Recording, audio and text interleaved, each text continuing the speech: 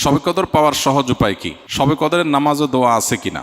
শবে কদরের রাত যেহেতু একেবারেই চূড়ান্তভাবে ফিক্সড কোনো রাত নয়, সেজন্য শবে কদর পাওয়ার উপায় হলো রমজানের শেষ দশকের প্রত্যেকটা রাতে ইবাদত করা। প্রত্যেকটা রাতে ইবাদত করার যদি সুযোগ না হয় তাহলে কমপক্ষে বেজোড় রাতগুলোতে ইবাদত করা। নবী সাল্লাল্লাহু আলাইহি ওয়াসাল্লাম বলেছেন, তাহাররাউ লাইলাতুল কদরি ফিল বিত্রি মিনাল আশরিল আওয়াখিরি মিন রমাদান। রমাদানের শেষ দশকের বেজোড় রাতগুলোতে তোমরা কদর তালাশ করবে। তার মানে এর মধ্যে যে কোনোটা হতে পারে। আল্লাহ তাআলা বিষয়টাকে উজ্জ্বল রেখেছেন কেন? হাফেজ ইবনে হাজার আসকালানী রহমতুল্লাহ আলাইহি বিশ্ববিখ্যাত হাদিস ব্যাখ্যাতা, হাদিস বেত্তা, তিনি সহিহ বুখারীর বিখ্যাত ব্যাখ্যা গ্রন্থ ফাতুল বারীতে লিখেছেন যে আল্লাহ রাব্বুল আলামিন লাইলাতুল কদর নির্দিষ্ট একটা রাতকে ফিক্সড করে না দিয়ে, এই যে শেষ দশক আবার বেজোড় রাতগুলোর মধ্যে সম্ভাবনা বেশি, এটা করেছেন যাতে করে আমরা বেশ কয়েকটা রাত ধরে ইবাদত করতে পারি। এখন মনে হতে পারে এটা তো আমাদের কষ্ট হচ্ছে, আমাদের জন্য বোঝা হলো, ফিক্সড হলো তো আমাদের জন্য সহজ হয়ে যেত। মরার পর যখন আমল নামা হাতে পাবো তখন মনে হবে, ইস, এই লাইলাতুল কদর আল্লাহ শেষ 10 রাতের মধ্যে রেখেছেন, পুরো রমজানে রাখতেন তাহলে 30 রাত ধরে ইবাদত করতে পারতাম। কারণ তখন লাভটা চোখে আসবে এবং দেখা পড়বে। তো এই জন্য লাইলাতুল কদরের জন্য শেষ সাথে বেশি বেশি ইবাদত করতে হবে। এটা হলো লাইলাতুল কদর পাওয়ার সহজ উপায়। আরেকটা সহজ উপায় আছে, সেটা হলো যে এতেকাফ, যেটা এতক্ষণ বললাম। আপনি মসজিদে যদি এতেকাফ করেন তাহলে লাইলাতুল কদর পাওয়াটা এমনিতেই সহজ হয়ে যাবে। এমনকি এতেকাফকারী ব্যক্তি, যদিও শেষ দশকে নবী সাল্লাল্লাহু আলাইহি ওয়াসাল্লাম রাত জেগে থাকতেন, যদি কোনো কারণে তিনি ঘুমাতে হয়েছে, ঘুমিয়েছিলেন, তারপরে এতেকাফ করার ব্যক্তি ঘুমাইলেও সেটা ইবাদতের মধ্যে। বাসার ঘুম আর মসজিদে এতেকাফকারীর ঘুমের মধ্যে পার্থক্য আছে। মসজিদে অবস্থানটাই ইটসেলফ একটা ইবাদত। অতএব আপনি যদি চান যে আমার লাইলাতুল কদর মিস না হোক, তাহলে তার জন্য সবচেয়ে মোক্ষম সুযোগ এবং সবচেয়ে সহজ উপায় হলো এতেকাফ করা। এতেকাফ অত্যন্ত প্রেমময় একটি ইবাদত, যেটা খুব ভেতর থেকে ফিল করা যায়। আল্লাহর সাথে একান্তে কথা বলা যায়, অনুভব হবে যে আমি আল্লাহর ঘরে আছি, আল্লাহর ঘরে হাজির হয়ে গেছি। সবাই বের হয়ে যাচ্ছে, আমি বের হচ্ছি না, কারণ আমি আল্লাহর ঘরের বন্দি, নিজেকে বন্দি করে ফেলেছি। অন্যরকম এক ফিল আসবে ইনশাআল্লাহ বিদিনিল্লাহ। শবে কদরের নামাজ ও দোয়া আছে কিনা? শবে কদরের অন্যতম আমল হলো রাতে দাঁড়িয়ে ইবাদত করা, নামাজ পড়া। এই জন্য আমরা লাইলাতুল কদরে ইনশাআল্লাহ তৌফিক অনুযায়ী 2 রাকাত করে করে লম্বা লম্বা কেরাত, লম্বা লম্বা রুকু, লম্বা লম্বা সিজদা দিয়ে খুব মনোযোগের সাথে দীর্ঘ সময় নিয়ে আমরা নামাজ আদায় করার চেষ্টা করব। এটাই হলো লাইলাতুল কদরের নামাজ। এর কোনো রাকাত সংখ্যা নাই যে এত রাকাত পড়তে হবে, যার যতটুকু তৌফিক হয়, 2 রাকাত, 4 রাকাত, 6 রাকাত, 8 রাকাত, তারাবির পরে রাতভর আমরা সে নামাজগুলো পড়তে থাকবো ইনশাআল্লাহ। নামাজের পাশাপাশি লাইলাতুল কদরে করার জন্য স্পেশাল আমল নবী করিম সাল্লাল্লাহু আলাইহি সাল্লামের পক্ষ থেকে রেকমেন্ডেড আমল একটাই আছে, সেটা হলো মা আয়েশা রাদিয়াল্লাহু তাআলা আনহা বর্ণিত হাদিসে যে দোয়ার কথা আমরা জানি, সেটা হলো আল্লাহুম্মা ইন্নাকা আফুউন তুহিব্বুল আফওয়া ফাফু আন্নি। হে আল্লাহ, আপনি ক্ষমাশীল, ক্ষমাশীলতাকে পছন্দ করেন, অতএব আমাদেরকে ক্ষমা করে দিন। এই দোয়া বেশি বেশি করে করা। এর বাইরে আমরা জিকির, আজকার, তাসবিহ, কোরআন তেলাওয়াত, দোয়া, রোনাজারি, এগুলোর মাধ্যমে পুরো রাত অতিবাহিত করার চেষ্টা করব ইনশাআল্লাহ। নামাজের ক্ষেত্রে বিশেষ কোনো নামাজ নাই যে লাইলাতুল কদরের এরকম এত রাকাত নামাজ, প্রথম রাকাতে অমুক সূরা এতবার, তমুক সূরা এতবার, এরকম কোনো বিশেষ নিয়ম নাই। বরং অন্য যে কোনো নামাজের মতো যে কোনো সূরা দিয়ে আমরা নামাজগুলো পড়তে পারি। ভেঙে যায় কি কি কাজ করলে? এতেকাফ ভেঙে যায় এতেকাফ করার পর কেউ যদি মসজিদ থেকে শরিয়া গ্রাহ্য ওজর ছাড়া বের হয়ে যায়।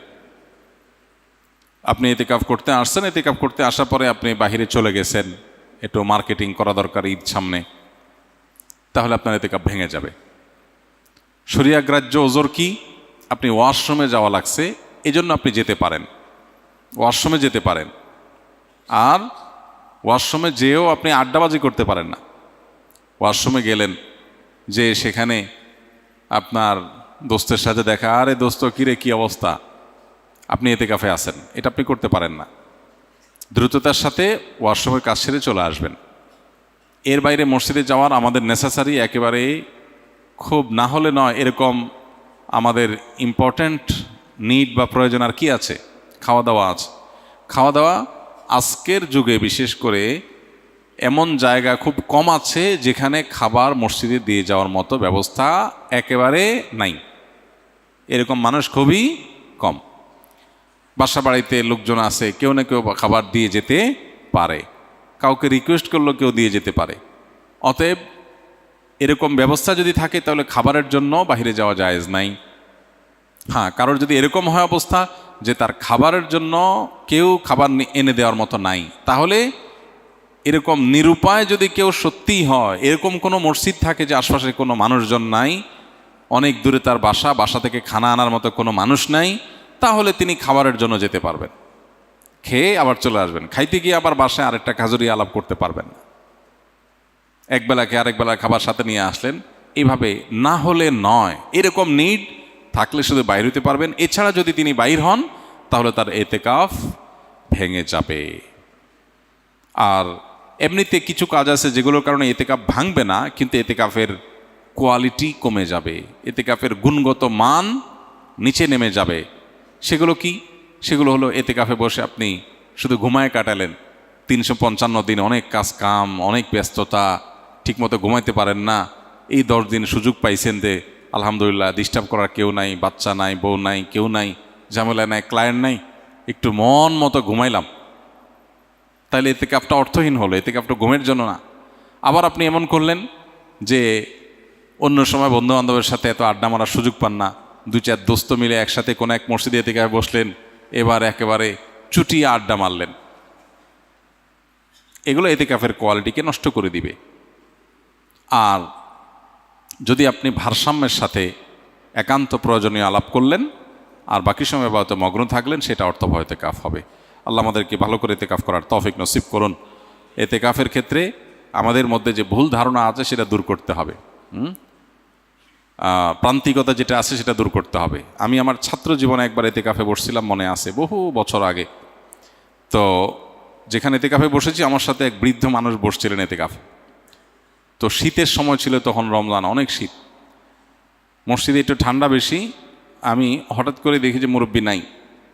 তো দেখলাম মুরব্বি কই গেল, ওয়াশরুমে গেলে তো এত সময় লাগার কথা না। পরে তাকায় দেখি যে মসজিদের সামনে বাইরে ঘাস বিছানো মাঠ, উনি ওখানে রোদ পোহাইতেছেন।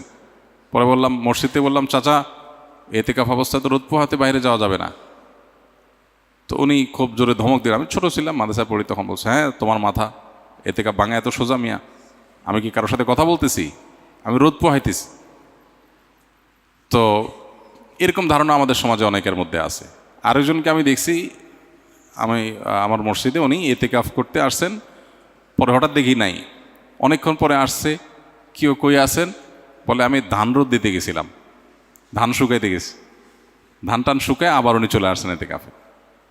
তো যদি কারোর এরকম নিড থাকে যে তার বাহিরে কাজ করতে হয়, যেমন অফিসে জব করতে হয়, তার ছুটি নাই, কোনোভাবে ছুটি ম্যানেজ করতে পারেন নাই তিনি, তাহলে তিনি নফল এতেকাফ করতে পারেন। কিভাবে?